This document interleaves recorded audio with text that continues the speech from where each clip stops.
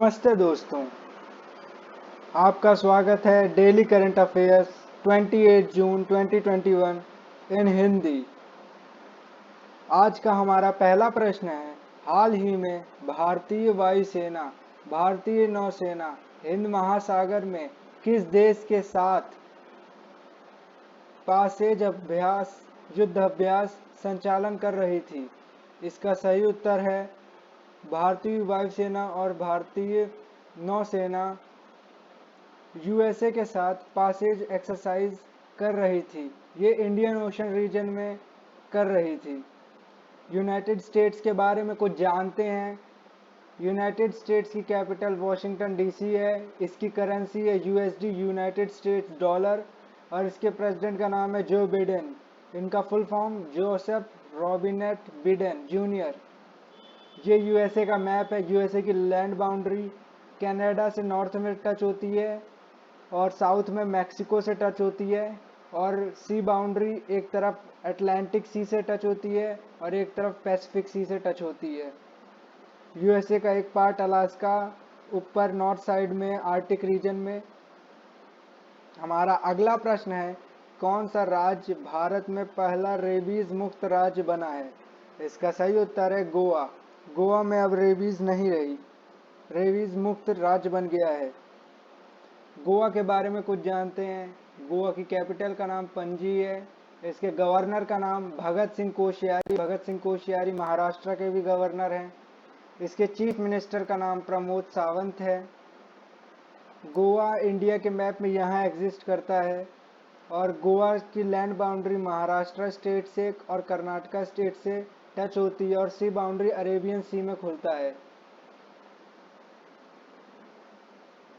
अगला क्वेश्चन हमारा है, कितने लोगों को 2020 में दुनिया भर में ड्रग्स का इस्तेमाल करने लगे हैं? कितने लोग? इसका सही उत्तर है 275 मिलियन। 275 मिलियन लोग ड्रग्स का इस्तेमाल करने लगे हैं 2020 में। हमारा अगला प्रश्न है, आरोग्यम हेल्थ केयर बिजनेस लोन किस बैंक द्वारा दिया जा रहा है? इसका सही उत्तर है एसबीआई। एसबीआई ये आरोग्यम हेल्थ केयर बिजनेस लोन आपको प्रोवाइड करा रही है। एसबीआई के बारे में कुछ जानते हैं। एसबीआई का full form state bank of India है। इसकी इस्टेब्लिशमेंट 1 जुलाई 1955 में हुई। इसके चेयरमैन है दिनेश कुमार खरा। इसका हेडक्वार्टर मुंबई में है। मुंबई महाराष्ट्र की कैपिटल है। इसका टैग लाइन है, the banker to every Indian. Banker हर भारतीय के लिए। हमारा अगला प्रश्न है, विश्व बैंक ने हरी और लचीला केरला को समर्थन देने के लिए कितना ऋण प्रदान किया? विश्व बैंक हम सब जानते हैं, वर्ल्ड बैंक। इसने ग्रीन एंड रिसाइलेंट केरला के लिए केरला को 125 मिलियन डॉलर ऋण प्रदान किया, लोन प्रदान किया। वर्ल्ड बैंक के बारे में कुछ जानते हैं। वर्ल्ड बैंक का हेडक्वार्टर वॉशिंगटन डीसी अमेरिका में है। वॉशिंगटन डीसी अमेरिका की राजधानी है। इसके मेंबर कंट्रीज हैं, 189 मेंबर कंट्रीज हैं इसके प्रेसिडेंट हैं डेविड आर मालपास। ये इसके 13th प्रेसिडेंट हैं। हमारा अगला प्रश्न है, हाल ही में भारत अट्रैक्ट किया या आकर्षित किया एफडीआई सिर्फ अप्रैल माह में 2021 के। इसका सही उत्तर है 6.24 बिलियन यूएस डॉलर इंडिया में एफडीआई हुई सिर्फ अप्रैल 2021 में।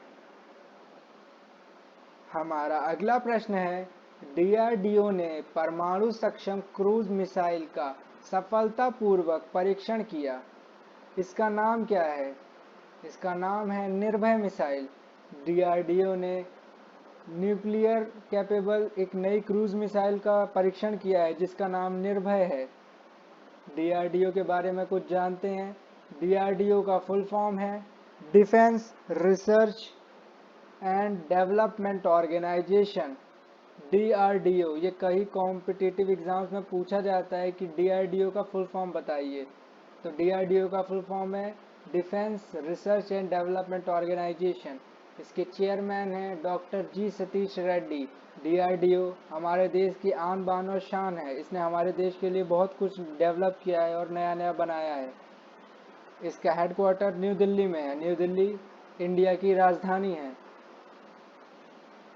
हमारा अगला प्रश्न है, दुनिया का पहला आनुवंशिक रूप से संशोधित रबर कहाँ पर लगाया गया है? World first genetically modified rubber planted in. दुनिया का पहला जेनेटिकली उसकी जीन्स में परिवर्तन किया गया है रबर के, वो कहाँ पर उसकी जीन्स को मॉडिफाई किया गया है, वो कहाँ पर प्लांट किया गया है? इसका आंसर है आसाम में। आसाम में दुनिया का पहला जेनेटिकली मॉडिफाइड रबर लगाया गया है। आसाम के बारे में कुछ जानते हैं। आसाम हमारा एक नॉर्थ ईस्ट इंडियन स्टेट है। ये 7 सिस्टर में से एक सिस्टर है और ये हर नॉर्थ ईस्ट स्टेट से बाउंड्री साझा करता है। इसका कैपिटल है दिसपुर। इसके चीफ मिनिस्टर है हेमंत बिश्वा शर्मा। इसके गवर्नर हैं जगदीश मुखी। आसाम के बारे में कुछ जानते हैं। ये रहा आसाम और ये रहा हमारा north India state, Indian states. और इसका बॉर्डर देखें, नीचे मेघालय से, ऊपर अरुणाचल से, फिर नागालैंड से, फिर मिजोरम से, मणिपुर से, त्रिपुरा से। और इंटरनेशनल बाउंड्री भूटान और चाइना, भूटान और बांग्लादेश। हाल ही में नाविक दिवस 2021 कब मनाया गया? इसका सही आंसर है 25 जून। धन्यवाद। अगर आपको ये वीडियो अच्छा लगा हो तो लाइक करें, चैनल को सब्सक्राइब करें और शेयर करें।